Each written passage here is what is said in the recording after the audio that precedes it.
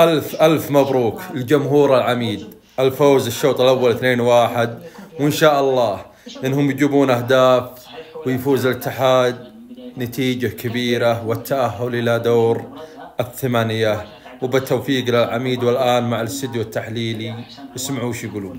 أكثر من فرصة كان ممكن تكون فرص أهداف الاتحاد توجها بالهدف الثاني، كان جري في المساحة سببها انه عبد الله دائما هو منشغل بحسام عوار. بعد كذا تلاحظ ان موسى ديابي او روجر فرنانديز او غيرهم يلاقون مساحات كبيره للانطلاق. يا سلام، هدف عالمي. انه واحده من عبارات هذا اليوم خيبري مع عوار تترك مساحات كبيره جدا، هو اللاعب الوحيد اللي يغطيها في غياب بروزوفيتش، فبالتالي مساحات اللي على الاطراف تستغلها الاتحاد بشكل جيد. كابتن طارق، يمكن تكون هذه المواجهه من اكثر المواجهات اللي فيها مساحات كبيره وفيها مرتدات كثيره، لكن في لاعب كان هاجس بالنسبه للنصراويين، حسام عوار. صحيح. تحركات هذا الرجل كانه عنده شيء في داخله يبغى يظهره ويثبته في هذه المباراه. اليوم لعب السنه لعب بدون كره في ظهر المدافعين، سواء الجهه اليمنى والجهه اليسرى، اكثر لاعب خرج على الاطراف.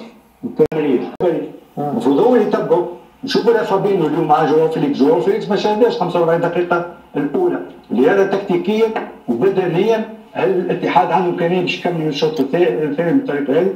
الحكم الله يعينه، يعني نحس ان الحكم ماهوش صارف، لان كثير من الكرات الصفراء وممكن في الشوط الثاني تحمر، واعتقد ان دور المدافعين في الشوط الثاني هذا شوط كونسيسار، لانه اللي شاهدناه اليوم هو كونسيسار، شوط كونسيسار. خليني اسالك كابتن نواف، فيما يخص وسط الاتحاد، وسط الاتحاد تشعر انه وسط منظم مرتب الى لحظه ما ينكسر كل شيء، ليه؟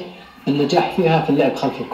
كانتي عويز اليوم ايمن بشكل الناشري لاعب قوي في الالتحامات البدنيه، مش يحتاج النصر السرعه في الاداء، يحتاج بروزوفيتش لتغيير مجرى اللعب من اليمين لليسار وايجاد المساحات والفراغات في الشوط الثاني. طيب على سريع ابغى اجابات، يرجع النصر في الشوط الثاني؟ يرجع اعتقد ممكن فيما يلجا لهارون كامارا ويلعب عرضيات اكثر داخل البوكس. كابتن طارق، الاتحاد قادر ان يضاعف او يحافظ على الاقل؟ اذا ما يتراجعش بدنيا الاتحاد عنده امكانيه اضافه اهداف اخرى، لانه لقى الحل في ضرب خطه التسلل في عديد المناسبات، ويلعب بقوه واندفاع بدني كبير، وشراسه اللي ما شاهدناش في المباريات الاخيره الاتحاد ضد الهلال وبدون اخطاء، لم يرتكب اخطاء حتى المدافعين.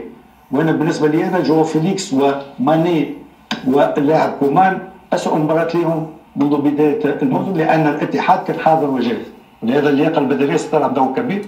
والحكم في الاوراق الصفراء والحمراء، يعني ستحمر في الشوط الثاني اعتقد، والحكم مش ماخذ المباراه بقوه ومش مسيطر على المباراه.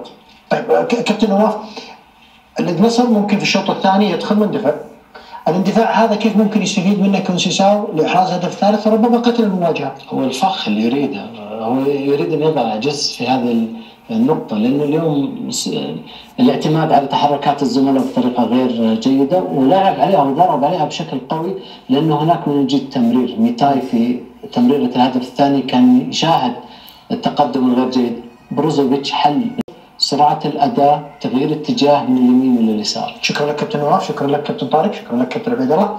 نرجع لكم بعد نهايه المباراه، والان نتوجه مباشره للزميل مشاري القرني رفقه الخبير التحكيمي خليل جلال على قناه 8.